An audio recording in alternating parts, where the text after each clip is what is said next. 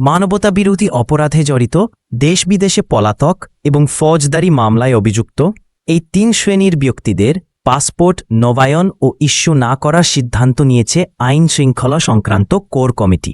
এই সিদ্ধান্ত বাস্তবায়নের অংশ হিসেবে সংশ্লিষ্টদের তালিকা চেয়ে সংরাজ্য মন্ত্রণালয় থেকে এরই মধ্যে আইনমন্ত্রী নয় আন্তর্জাতিক অপরাধ ট্রাইব্যুনাল এবং দেশের সব জেলা প্রশাসকের ডিসি কাছে চিঠি পাঠানো হয়েছে।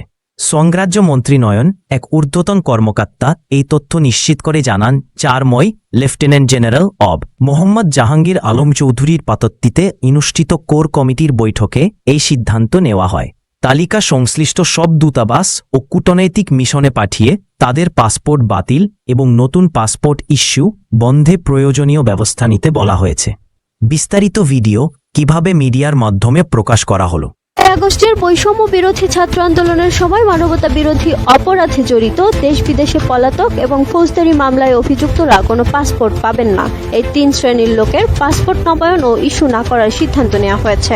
এরই মধ্যে তাদের তালিকা চেয়ে স্বরাষ্ট্র মন্ত্রণালয় থেকে আইন মন্ত্রণালয়, আন্তর্জাতিক অপরাধ ট্রাইব্যুনাল এবং সারা দেশের জেলা প্রশাসকদের কাছে চিঠি পাঠানো হয়েছে বলে জানা গেছে। স্বরাষ্ট্র মন্ত্রণালয়ের এক ঊর্ধ্বতন কর্মকর্তা এই চিঠি পাঠানোর সত্যতা নিশ্চিত করেছেন।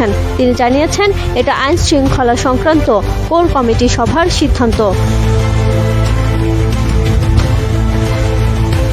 সংশ্লিষ্ট সূত্র থেকে জানা গেছে, গত ৪ মে স্বরাষ্ট্র উপদেষ্টা লেফটেন্যান্ট জেনারেল মোহাম্মদ জাহাঙ্গীর আলম চৌধুরীর সভাপতিত্বে আইন শৃঙ্খলা সংক্রান্ত কোর কমিটির সভায় ওই ৩ শ্রেণীর লোকের পাসপোর্ট নবায়ন ও ইস্যু না করার সিদ্ধান্ত আসে। এরপর এই ৩ শ্রেণীর লোকের তালিকা চেয়ে স্বরাষ্ট্র মন্ত্রণালয়ের সুরক্ষা সেবা বিভাগ থেকে চিঠি ইস্যু করা হয়। ২৩ মে এই চিঠি আইন মন্ত্রণালয়ে পৌঁছেছে। চিঠিতে জরুরি ভিত্তিতে এই ৩ শ্রেণীর লোকের তালিকা পাঠানোর অনুরোধ জানানো হয়েছে।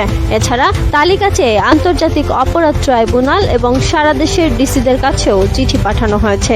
তালিকা চেয়ে পাঠানো চিঠির সঙ্গে গত ৪ মে অনুষ্ঠিত ওই সভার সিদ্ধান্ত সংক্রান্ত স্বরাষ্ট্র মন্ত্রণালয়ের জননিরাপত্তা বিভাগের রাজনৈতিক শাখার একটি চিঠির অনুলিপি পাঠানো হয়েছে।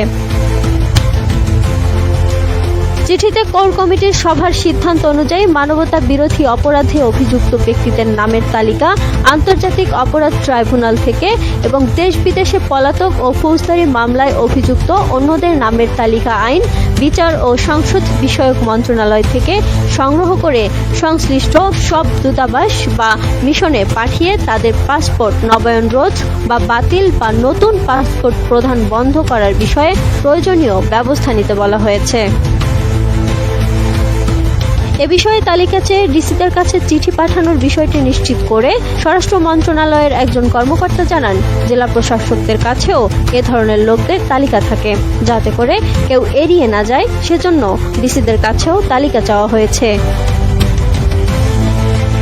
এর আগে গত বছরের ৫ আগস্ট শেখ হাসিনা সরকার পতনের পর ৩ সেপ্টেম্বর স্বরাষ্ট্র মন্ত্রণালয়ের এক চিঠিতে সাবেক মন্ত্রী এমপিদের পাসপোর্ট বাতিল ও অন্য কোনো দেশ ভ্রমণে কড়াকড়ি নিষেধাজ্ঞা আরোপের বিষয়ে বলা হয়েছিল। Lima Sayanti, desk report, 18 news.